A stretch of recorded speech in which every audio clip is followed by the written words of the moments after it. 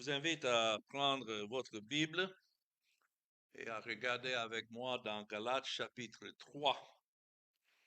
Nous continuons notre étude dans cette épître de Paul aux Galates. Et mon texte pour ce message, c'est du verset 1 jusqu'au verset 9. Et on verra si on peut y arriver. Ça, c'est un passage très important que j'ai intitulé la justification par la foi. Quand on dit par la foi, le mot foi qui est utilisé ici ne concerne pas la croyance, c'est-à-dire ce que l'homme croit, mais plutôt le contenu de l'évangile, c'est-à-dire la doctrine de Christ. Qui dit la foi, dit la doctrine de Christ, et ça concerne le Seigneur Jésus-Christ et ce qu'il a accompli à la croix. Voilà le vrai sens du mot foi.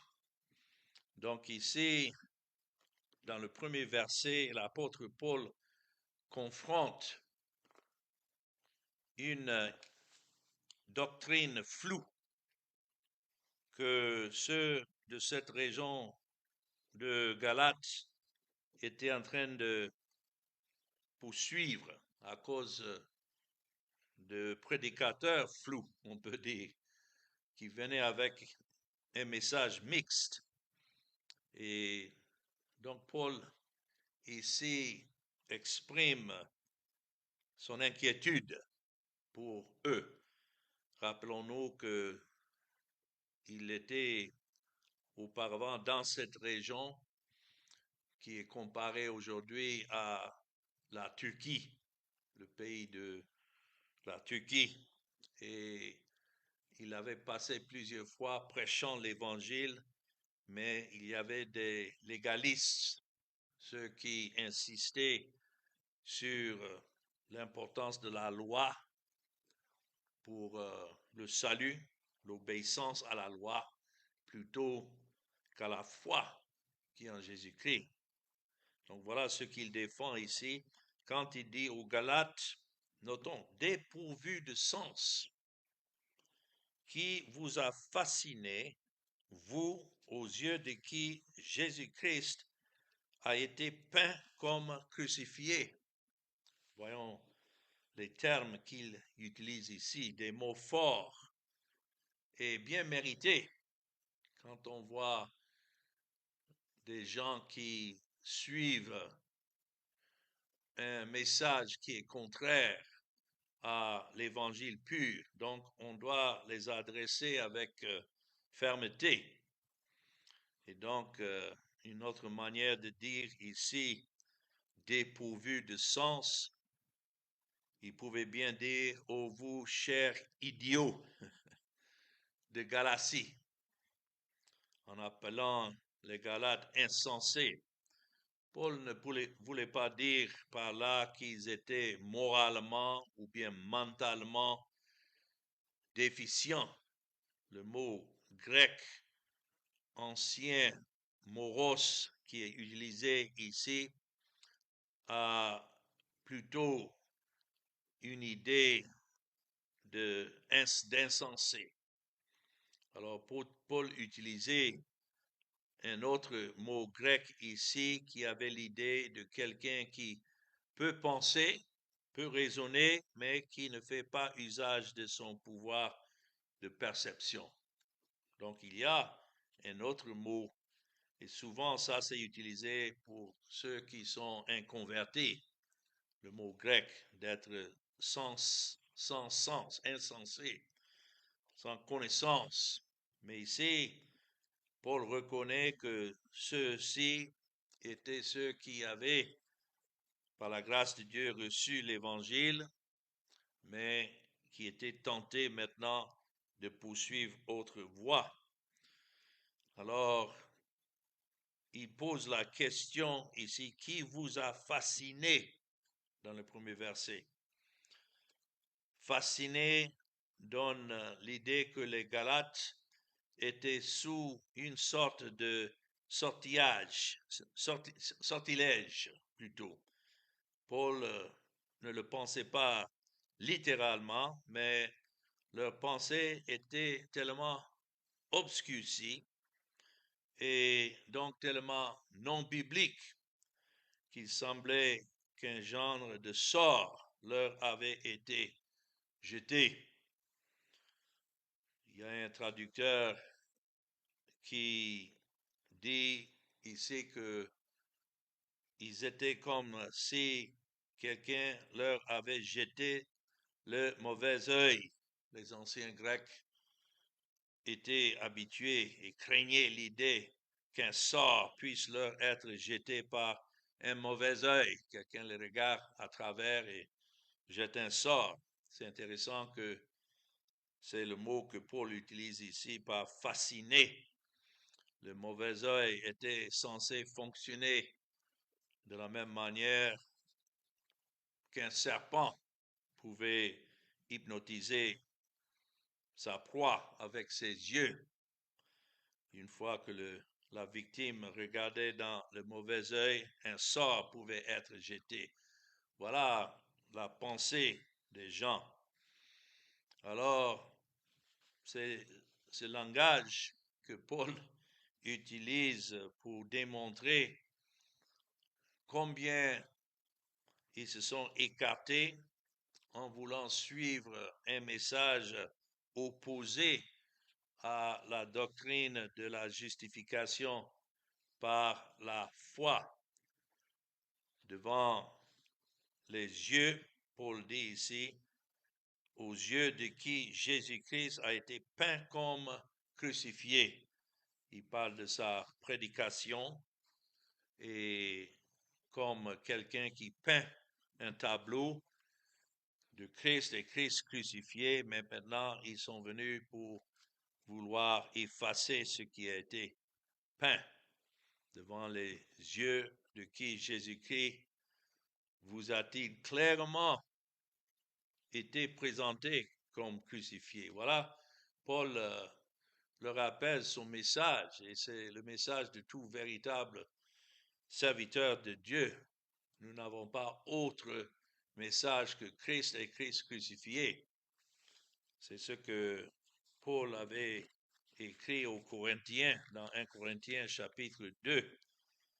Et ce sont des versets que j'utilise moi-même pour me garder droit dans mes préparations pour prêcher les messages. Dans 1 Corinthiens 2 et verset 1, il avait dit aux Corinthiens, pour moi, frères, lorsque je suis allé chez vous, ce n'est pas avec une supériorité de langage ou de sagesse que je suis allé vous annoncer le témoignage de Dieu.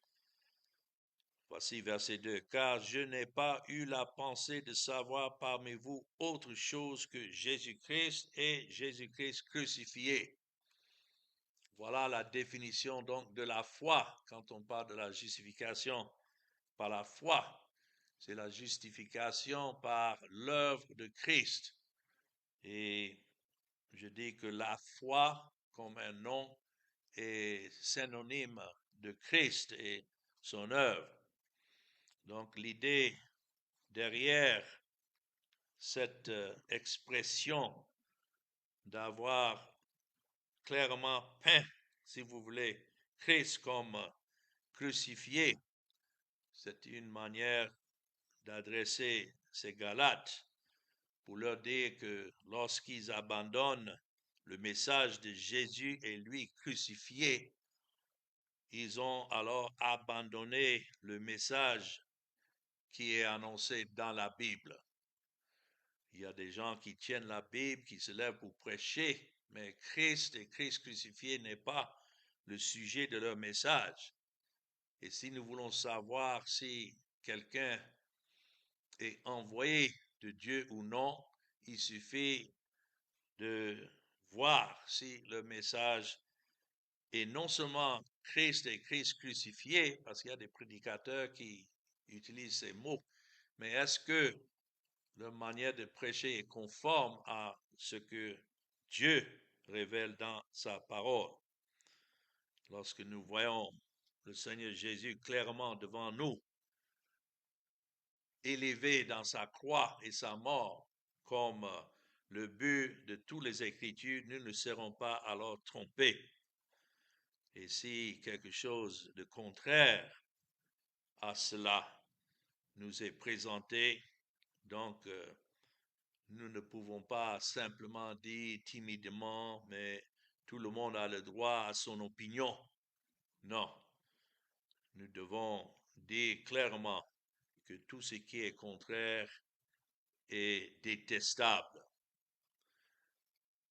Il suffit d'exalter dans nos messages la vraie. Quand on parle de la croix de Christ, c'est l'expiation. C'est la manière que Dieu a ordonné depuis avant la fondation du monde à ôter les péchés de ce peuple qu'il a élu et donné à Christ. Donc, d'exalter cette vraie expiation du Christ complètement dans nos prédications. C'est ça que Dieu bénit pour la conversion des cœurs. Et si tel est le cas, nous pouvons rester assurés de ne jamais être alors ensorcelés. Ça, c'est le langage d'être fasciné. Alors, dans les versets 2 et 3, Paul continue à confronter cet éloignement de la doctrine de la foi, ou bien, comme je disais, la doctrine de Christ.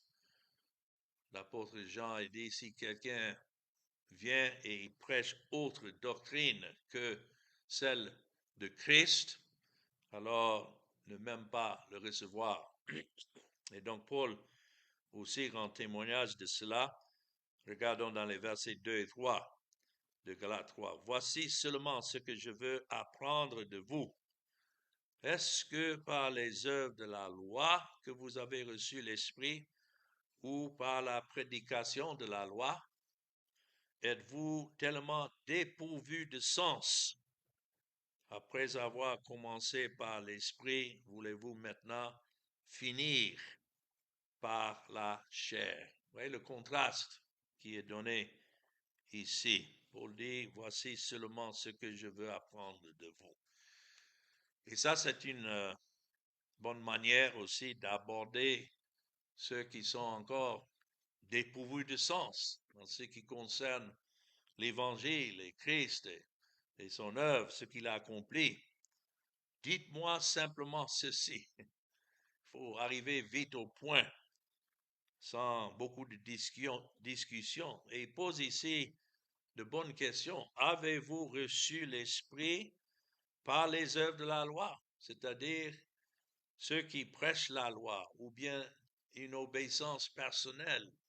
Est-ce que c'est pas votre obéissance à la loi qu'alors vous avez reçu l'Esprit? Nous savons déjà la réponse. Non. Aucun ne peut être converti par les œuvres de la loi ou avoir la bénédiction de Dieu par les œuvres de la loi. Pourquoi? Parce que la loi exige la perfection. Et il n'y a personne qui peut dire qu'il a obéi à la loi ou bien qu'il obéit à la loi, à la lettre ou bien même à l'esprit particulièrement de la loi. Et donc il pose cette question, est-ce que c'est par la loi ou bien, notons à la fin du verset 2, par la prédication de la foi? Pourquoi nous insistons sur la prédication de la foi, c'est-à-dire de Christ et de sa croix? C'est parce que c'est par là que Dieu œuvre dans les cœurs de ses élus et ouvre leur cœur pour tourner le regard vers Christ, malgré leur ignorance et aveuglement. De toute évidence, les Galates ont reçu le Saint-Esprit par cette prédication de la foi. Et l'Esprit n'est pas un prix acquis par les œuvres de la loi. Ça doit adresser aussi ceux qui insistent sur certains devoirs ou bien dévotions ou autre chose pour recevoir l'Esprit. Ça, ce n'est pas dans la main des hommes. Alors, Paul continue dans le verset 3, ayant commencé par l'Esprit. Et ça, c'est la seule manière de commencer. Après avoir commencé par l'Esprit, comment est-ce que la foi est commencée par l'Esprit? C'est l'Esprit de Dieu qui doit la révéler au cœur, c'est-à-dire Christ. Mais ayant commencé par l'Esprit, allez-vous maintenant, il pose cette question, vous perfectionner par la chair? C'est ça le sens lorsqu'il dit, voulez-vous maintenant finir par la chair? Comme si une partie c'est l'esprit et l'autre partie c'est l'œuvre de l'homme. Loin de là. Les Galates alors étaient trompés en pensant que la croissance spirituelle ou la maturité pouvait être réalisée par les œuvres de la chair au lieu de la foi qui est en Jésus-Christ, du début jusqu'à la fin. Je sais qu'il y a beaucoup de prédicateurs qui pensent cela. Ils disent, oui, pour le salut, il faut que ça soit par la foi. Mais ensuite, si vous voulez être davantage sanctifié ou bien vous voulez maturer spirituellement, là alors, il vous faut des efforts. Si vous entendez de telles prédications, vous pouvez déjà marquer ça faux, que ce n'est pas qu'une partie appartient à Christ et l'autre partie, c'est à nous maintenant de finir. Une autre façon de dire le message de Paul est la suivante. Vous avez reçu le plus grand don déjà par l'Esprit de Dieu qui révèle Christ au cœur. Vous ne pouvez pas avoir un plus grand don que cela. Allez-vous continuer à partir de là, non par la même doctrine de Christ, par la même foi, ayant maintenant placé votre confiance encore sous la loi de Moïse qui ne pouvait pas sauver, parce que voilà ce que les gens prêchaient, ils venaient avec la loi de Moïse, comme si, ayant entendu parler de Christ, il fallait maintenant retourner sous la loi. Alors cela expose une des différences fondamentales entre l'enseignement et la prédication de la loi qu'on entend même aujourd'hui comme une morale qu'il faut suivre et la doctrine de la grâce, c'est-à-dire de Christ. C'est pourquoi il dit, êtes-vous si insensés? Et voilà ce qu'on peut conclure concernant des gens qui essayent de tenir les deux à la main. D'un côté, la grâce, de l'autre côté, la loi, une obéissance personnelle ensemble avec une obéissance de Christ. Mais on ne peut pas mélanger les deux. C'est vraiment de la folie. C'est comme ça Paul l'explique. Et cette tromperie est cultivée par des gens qui se disent prédicateurs de Christ ou bien même de la grâce. Ils parlent de la grâce, mais en fait, c'est une mixture de la grâce et des œuvres et cela ne peut pas subsister. Alors, verset 4, une autre question que Paul pose ici, et c'est une bonne manière d'enseigner. Nous pouvons apprendre par l'exemple de Paul comment arriver au point avec des gens, surtout en ce qui concerne l'évangile. Et donc, il pose ici dans le verset 4 une question sur le passé. Il dit, avez-vous tant souffert en vain? Si toutefois c'est en vain. Ici, il est en train de leur rappeler, apparemment les Galates avaient, lorsque Paul était parmi eux, souffert en s'attachant à ce message de Christ. Probablement, c'était aux mains des judaïstes ou des légalistes qui poursuivaient l'apôtre Paul partout où il allait, comme des chiens. Et pour cela, après son départ, certainement, ils ont imposé certaines afflictions ou persécutions contre les croyants de la Galatie. Alors, Paul est en train de leur poser cette question. Avez-vous alors souffert? Et Paul savait ce que c'était de souffrir à cause de l'évangile. Vous n'allez pas souffrir en prêchant ce qui plaît à l'homme, prêchant la loi, prêchant l'importance des œuvres des hommes. Voilà ce que les hommes naturels veulent entendre. Mais annoncer clairement le message de Christ et la justification par l'œuvre de Christ seul, vous aurez tant d'ennemis. Et Acte 14, si on avait le temps, on pouvait bien retourner là. C'est là où Paul prêchait dans cette région. Et Acte 14 montre clairement que Paul et ses compagnons ont été persécutés vigoureusement. Paul même étant lapidé et laissé pour mort. J'ai eu pas mal d'opposition à cause de l'évangile depuis les 40 ans que je prêche ce message, mais jamais jusque-là lapidé. Ça ne veut pas dire que les gens n'avaient pas l'intention de le faire, mais le Seigneur m'a épargné de beaucoup d'afflictions, de persécutions, malgré la haine et surtout des hommes religieux. Voilà d'où vient cette opposition. Ce n'est pas des hommes qu'on trouve dans la rue. Quand on leur parle du salut par Christ seul, la plupart, s'ils ne sont pas religieux déjà, ils disent, oui, mais je comprends. Je suis pécheur et oui, effectivement, il me faut un sauveur. Souvent, ceux-là comprennent plus vite que des hommes qui sont entrés dans leur fausse religion.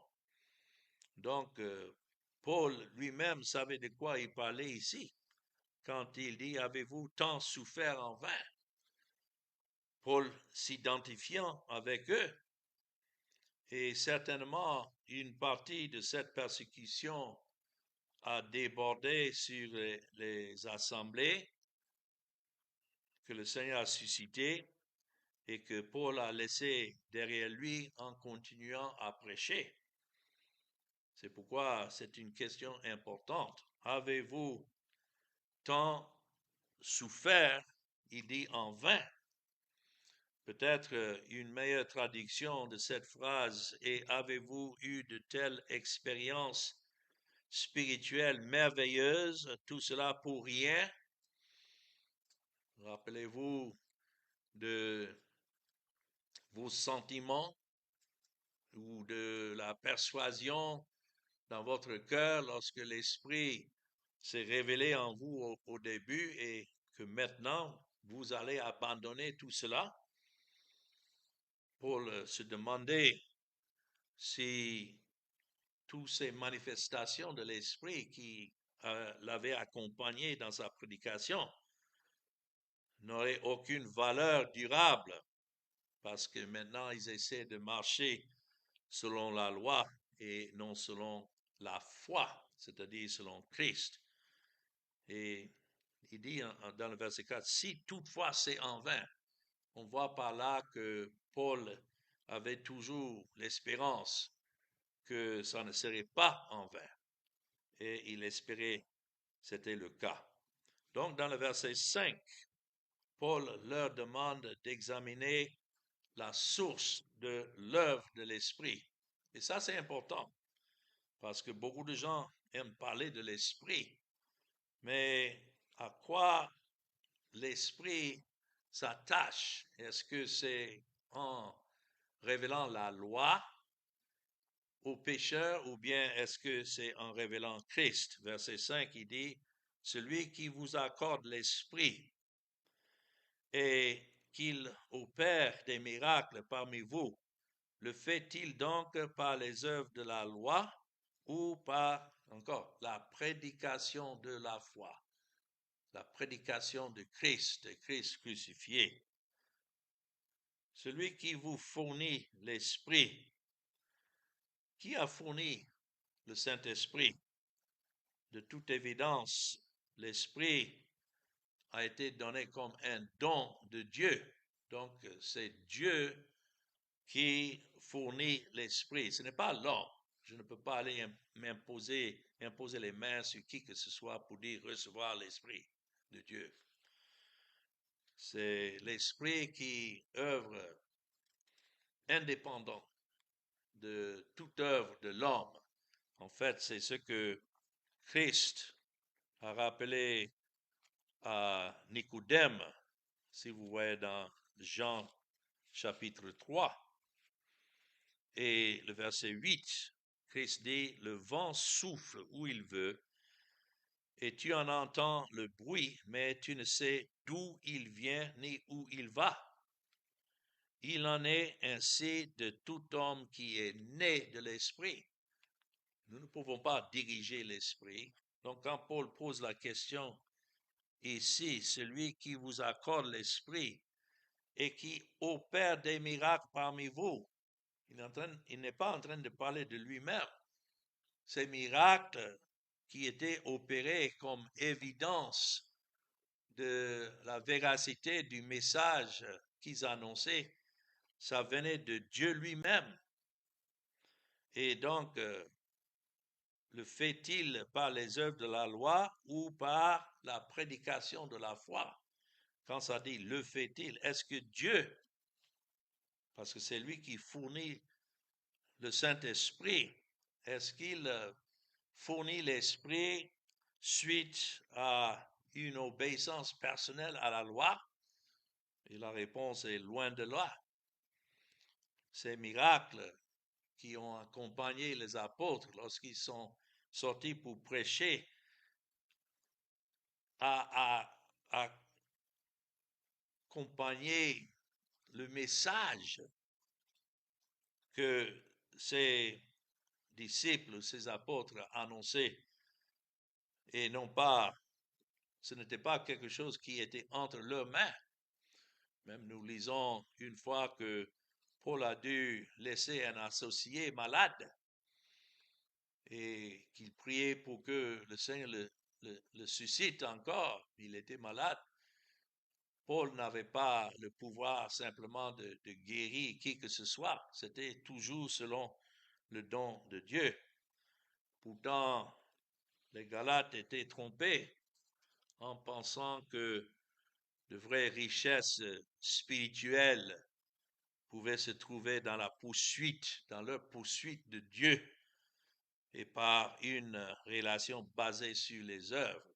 Et je dois dire que c'est ça qui fait la différence entre des lieux où l'évangile est prêché clairement et que Christ reçoit toute la gloire, en contraste avec des assemblées dites chrétiennes, mais les gens sont encouragés à plus de zèle et œuvre pour avoir plus de bénédictions selon leurs œuvres. Nous savons, en réponse à cette question, est-ce que c'était par les œuvres de la loi ou bien par la prédication de la foi?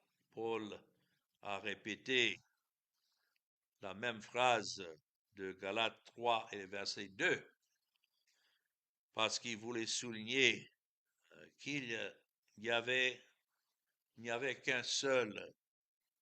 une seule réponse à donner.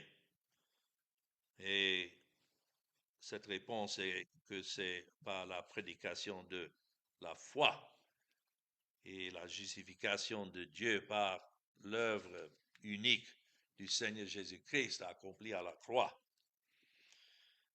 Donc cela pose encore une question, parce que il y avait les Juifs qui se fiaient d'avoir Abraham comme leur père. Et donc, Paul là pose la question dans le verset 6. Et c'est, ou bien, ce n'est pas une question, mais c'est une déclaration. Verset 6, c'est une conclusion. Comme Abraham crut à Dieu et que cela lui fut imputé à justice, tout comme Abraham. Si nous voulons voir la manière que Dieu déclare juste les pécheurs, nous savons que ça doit être de la même manière pour tous ceux qui sont élus depuis le début du temps jusqu'à la fin. En fait, dans son épître, Jacques a parlé de la foi qui a été une fois pour toutes révélée aux saints dans Jacques chapitre, ce n'est pas Jacques, c'est en Jude, je me trompais, en Jude, Jude chapitre 1, il n'y a qu'un seul chapitre là, et Jude, en écrivant cet épître, il dit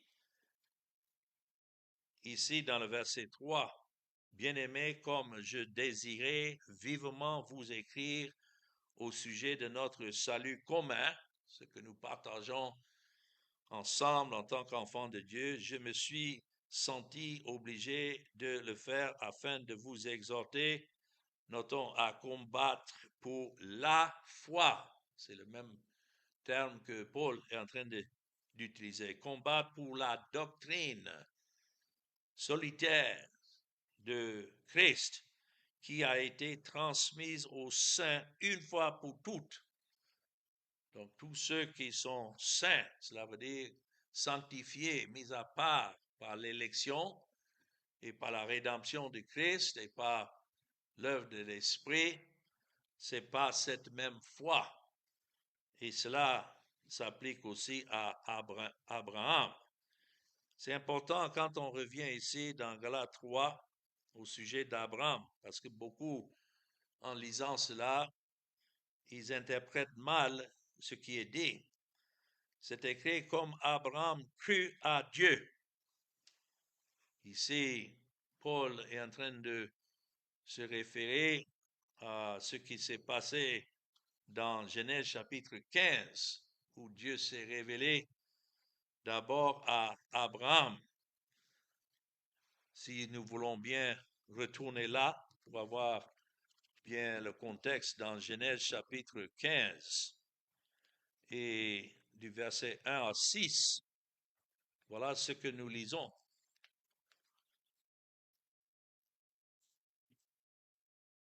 Après ces événements, la parole de l'Éternel fut adressée à Abraham dans une vision.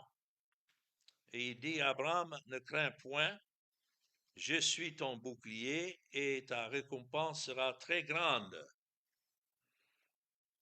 Donc nous voyons que ce n'est pas Abraham qui cherchait Dieu, mais c'est plutôt Dieu qui s'est approché d'Abraham pour se révéler en lui. Et Abraham répondit, Seigneur éternel, que me donneras-tu? Je m'en vais sans enfant et l'héritier de ma maison, c'est Eliezer de Damas. Et Abraham dit, voici, tu ne m'as pas donné de postérité, et celui qui est né dans ma maison sera mon héritier.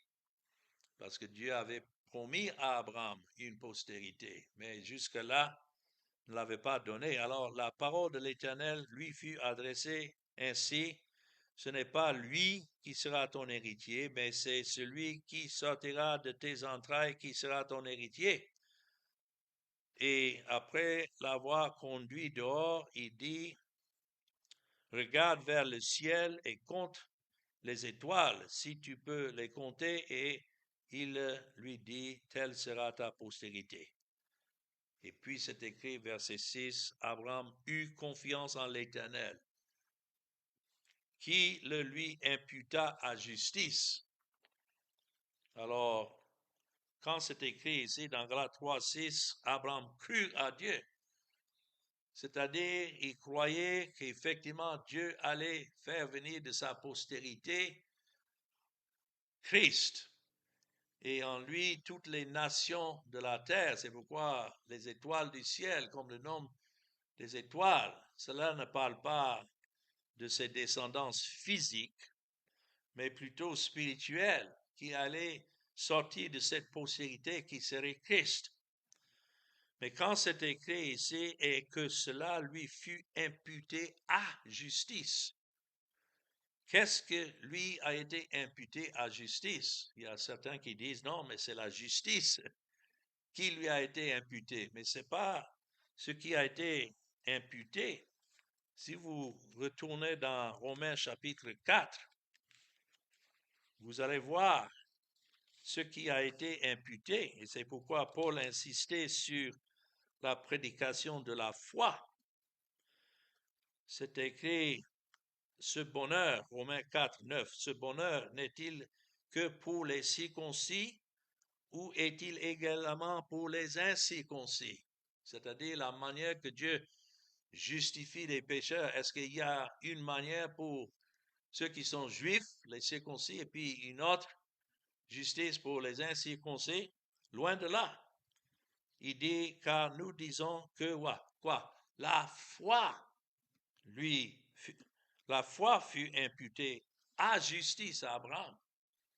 Imputée à justice, cela veut dire il n'était pas justifié en croyant, mais Dieu, en révélant que Christ serait la postérité par qui lui et tous ses descendants spirituels seraient justifiés lorsque Christ est venu, c'est ça qui lui a été révélé.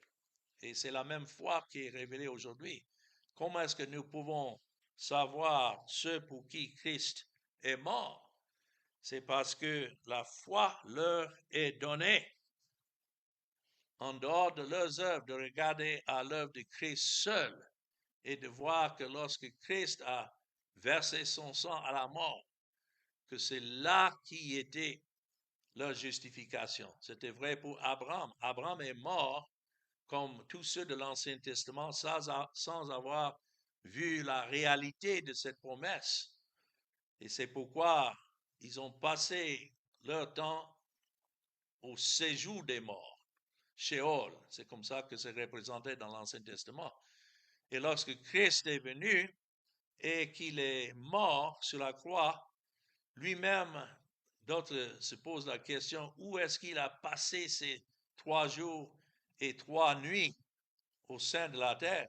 Son corps était dans le tombeau, mais lui, son esprit, Christ en âme, est parti au séjour des morts. Et c'est là qu'il s'est présenté, parce que le séjour des morts avait 2 côtés. Il y avait une partie qui était pour les réprouvés, mais l'autre était pour les élus qui attendaient effectivement cette rédemption de Christ. Que lorsque Christ est ressuscité et a monté au ciel, il a vidé cette partie du séjour des morts. L'autre partie reste toujours. Ceux qui meurent aujourd'hui sans rançon par Christ, ils attendent le dernier jugement où, comme c'est écrit dans le livre d'Apocalypse 21, la mort et le séjour des morts rendra ses âmes et ceux-là seront jugés et condamnés selon leurs œuvres. Aucun ne peut être sauvé par ses œuvres, mais condamné.